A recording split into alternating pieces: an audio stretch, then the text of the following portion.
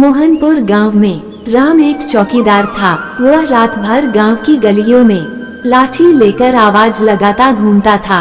इसके चलते गांव वाले चैन की नींद सोते थे। वह रात को अपना खाना लेकर निकलता और शिव जी के मंदिर जाता था।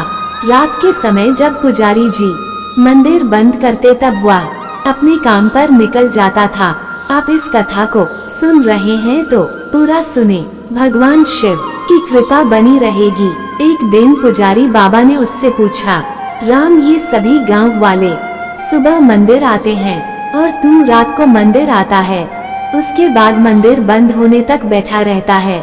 राम बोला, पंडित जी जब तक मैं भगवान के दर्शन नहीं कर लेता मैं अपने काम पर नहीं जा सकता। दूसरा, जब तक भगवान बैठे रहते हैं मुझे गांव की चिंता नहीं है। जब ये सो जाते हैं तब मैं गांव की रखवाली करने निकलता हूँ। पुजारी बोले, तुझे इतना विश्वास है शिव जी पर? राम बोला, हाँ पंडित जी मेरा विश्वास अटूट है। इसी तरह समय बीत रहा था। एक दिन मंदिर में एक सेठ जी आए और पुजारी जी से बोले, सेठ ने, पंडित जी मेरे कोई संतान नहीं है, मैं भगवान भोलेनाथ की पूजा करना चाहता हूँ। पंडित जी सेठ जी की पूजा करवा देते हैं। पंडित जी सेठ को बोले, भगवान ने चाहा तो तुम्हें अवश्य संतान की प्राप्ति होगी, लेकिन उसे लेकर मंदिर में दर्शन करने अवश्य आना। 1 साल बाद सेठ जी के घर बेटा पैदा होता है। वे अपनी पत्नी व बच्चे के साथ मंदिर पहुंच जाते हैं। सेठ जी ने, पंडित जी भोले बाबा ने मेरी पुकार सुन ली। ये सुनकर पंडित जी बहुत खुश होते हैं।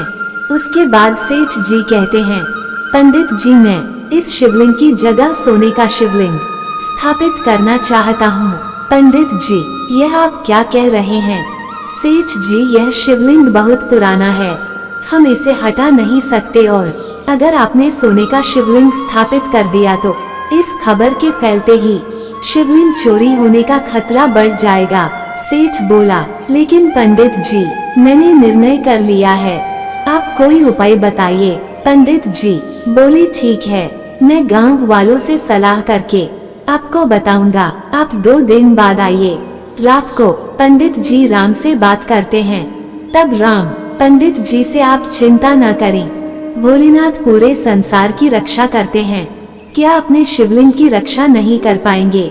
आप एक काम कीजिए, सेठ जी से कहिए इस शिवलिंग को ही सोने से मढ़वा दें, इससे ये शिवलिंग सोने का दिखने लगेगा और इसे हटाना भी नहीं पड़ेगा।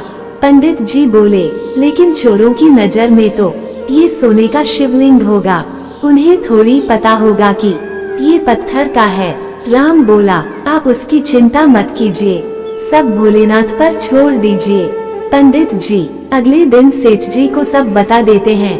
सेठ जी शिवलिंग पर सोना लगाने का काम शुरू करवा देते हैं। 1 महीने में शिवलिंग सोने का दिखने लगता है। एक दिन पंडित जी राम को बुलाते हैं। राम, तुम्हारी बात मानकर मैंने सेठ जी से शिवलिंग पर सोना तो मरवा दिया, लेकिन रात में इसकी रखवाली तुम्हारे जिम्मा है। राम बोला, पंडित जी वैसे तो मेरे रहते पूरे गांव में चोरी नहीं हो सकती, लेकिन फिर भी मैं मंदिर का विशेष ध्यान रखूंगा। एक दिन रात को राम मंदिर के पास से गुजर रहा था तो उसने देखा मंदिर के द्वार खुले हैं और एक आदमी शिवलिंग के पास कंबल ओढ़कर बैठा है। राम उसके पास पहुंचा। राम बोला, तू कौन है और मंदिर का द्वार कैसे खोला, चोर है क्या तू? उस आदमी ने बोला, नहीं मैं चोर नहीं हूँ, मैं केवल ये सोना हटाना चाहता हूँ, तुम इस सोने को ले जाओ।